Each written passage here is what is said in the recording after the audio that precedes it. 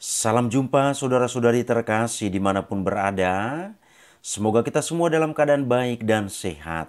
Dan semoga Tuhan yang Maha Baik selalu dan senantiasa menyertai kita. Saudara-saudari, pada sesi ini saya beri judul Misa itu membosankan. Kalimat ini kita temukan dari fenomena yang ada di lapangan, dari beberapa pertanyaan yang sering kita dengar. Misalnya pertama, misa hari ini siapa yang pimpin?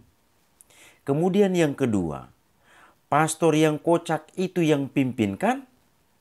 Dan yang ketiga, banyak nggak ketawa-ketawanya nanti? Lalu yang keempat, pastor yang itu ya, aduh pasti ngantuk-ngantuk nanti.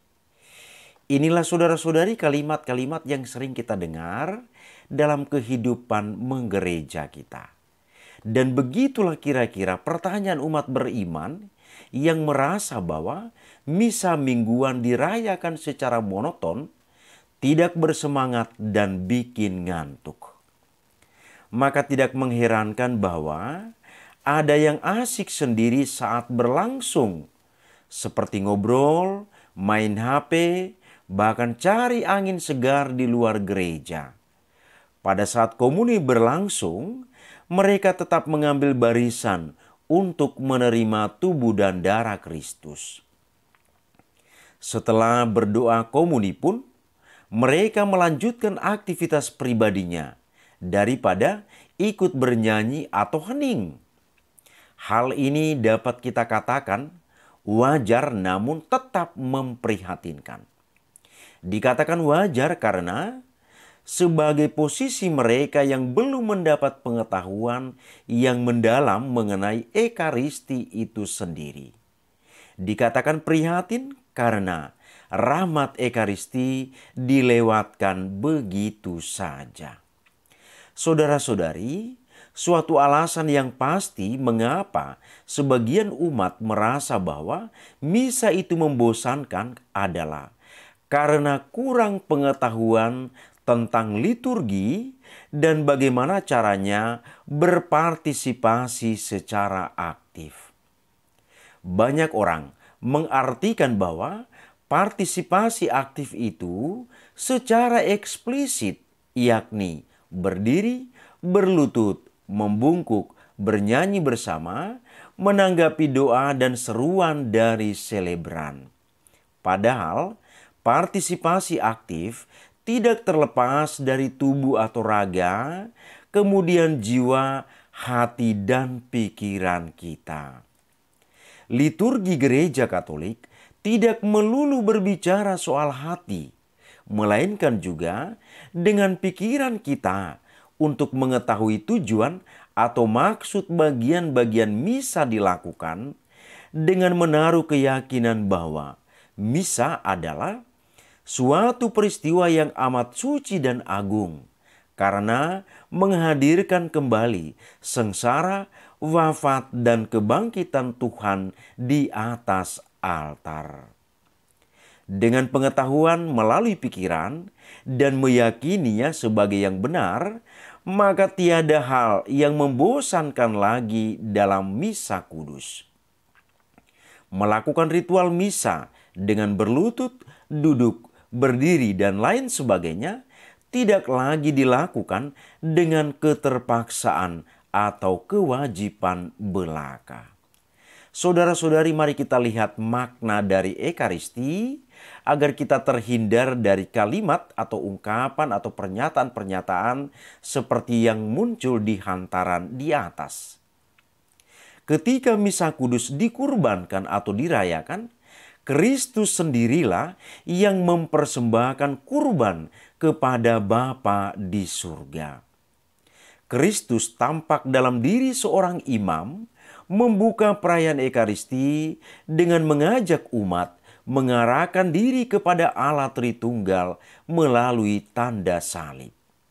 Selanjutnya, umat diajak untuk menyadari kelemahan dan ketidakberdayaan dalam mewartakan sabda Tuhan di dalam kehidupan sehari-hari.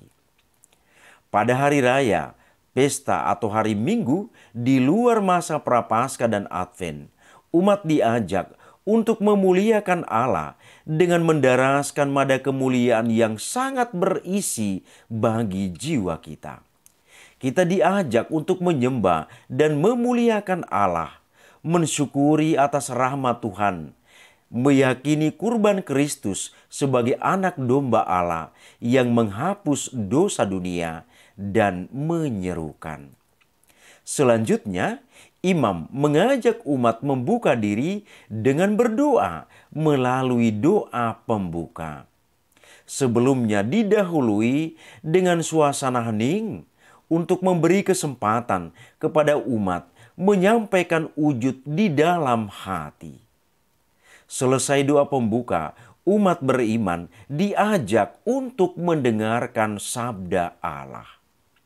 Ingatlah saudara-saudari, melalui para pelayan sabda, yakni lektor dan imam, sesungguhnya Allah lah yang sedang berbicara kepada kita.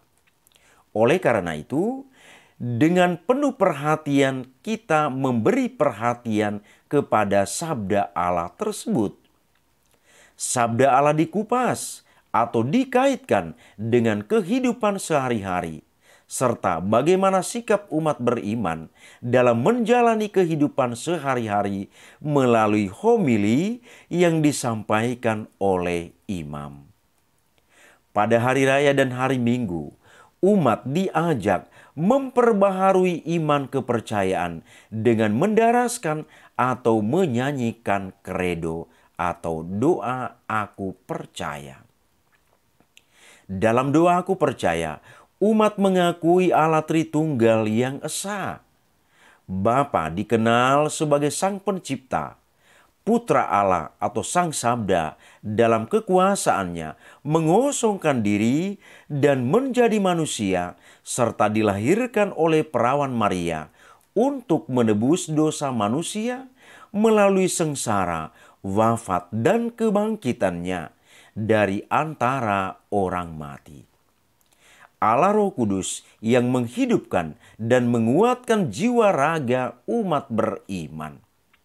Doa aku percaya meyakinkan umat akan adanya pengampunan dosa, serta setelah kehidupan di dunia ini ada kebangkitan badan dan kehidupan kekal. Inilah iman gereja Katolik yang kudus. Selanjutnya, umat beriman diajak berdoa bagi kepentingan gereja dan masyarakat. Selesai doa umat, masuklah pada liturgi Ekaristi. Pada liturgi Ekaristi, umat mempersembahkan segala beban hidup dan hasil karya di dunia ini dalam bentuk roti dan anggur. Memohonkan pada Allah Bapa melalui imam sendiri, supaya roti dan anggur yang dipersembahkan menjadi santapan rohani yang menyegarkan jiwa, tubuh, dan darah Kristus. Dalam kesatuan doa syukur agung, kurban Kristus pada salib dihadirkan kembali di atas altar.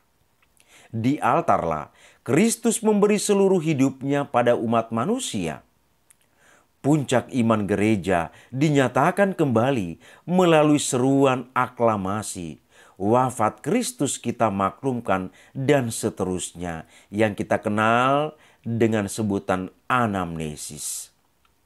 Setelah doa syukur agung, imam mengajak umat beriman berdoa Bapa kami. Bapa yang menghadirkan kerajaannya di bumi lewat kehadiran putranya yang nyata dalam rupa roti dan anggur atau tubuh dan darahnya yang menjadi makanan bagi kita. Oleh sebab itu, misa adalah surga di atas bumi. Kita sedang berada di dalam surga. Umat beriman yang ada dalam keadaan berahmat menerima tubuh dan darahnya. Bagaikan sebuah makam yang membaringkan tubuh Kristus sendiri. Kita mentaktakan Yesus di dalam diri kita supaya setiap tingkah laku dan tutur kata yang diucapkan sungguh-sungguh menampakkan Kristus Yesus sendiri. Saudara-saudari yang terkasih, maka pertama-tama ucaplah syukur atas karya penebusan Tuhan pada saat menerima komuni. Dan sesudah menerima komuni, kita diajak berdoa untuk mensyukuri atas kurban Kalvari yang hadir di atas altar, serta menjadi santapan rohani yang menjauhi umat beriman dari dosa berat. Dan yang terakhir, umat menerima berkat dan perutusan dari Kristus untuk mewartakan Injilnya dalam kehidupan sehari-hari. Demikianlah saudara-saudari sedikit ulasan untuk menjawab pernyataan yang mengatakan bahwa misa itu membosankan. Semoga bermanfaat bagi kita. Terima kasih, Tuhan memberkati.